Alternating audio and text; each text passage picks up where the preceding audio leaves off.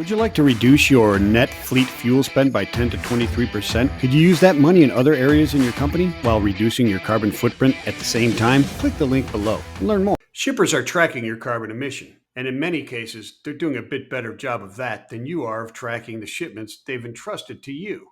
Supply Chain Dive reports that, like others, Clorox is turning to Manufacture 2030 to not only measure its vendors' carbon footprints, but to find ways to reduce these Scope 3 emission sources. Ford, Unilever, Toyota, Pfizer, GSK, Bayer, Bristol-Myers Squibb, Johnson & Johnson. Any of these ring a bell? These are just some of the clients tracking and taking action on their carbon footprint and Scope 3 emissions.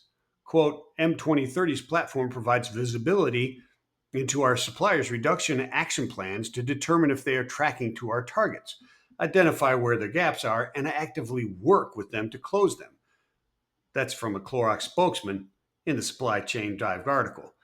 Many of you think that the election and the move by the SEC last March to cut back on Scope 3 emissions reporting means that the sustainability movement is over. Not even close.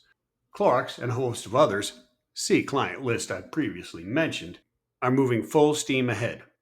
Two things to keep in mind. One, the EU and other trading partners are already implementing regulations that will force multinational companies to cut carbon footprint and emissions at all scope levels.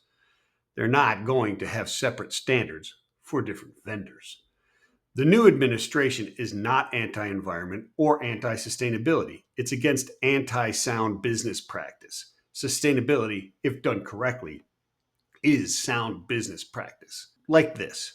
If you could reduce your emissions and save 23% net fuel spend on your fleet, you could then offer your clients a low-cost, greener transportation service, reducing their Scope 3 and improving your bottom line. Click the link. I'll show you how.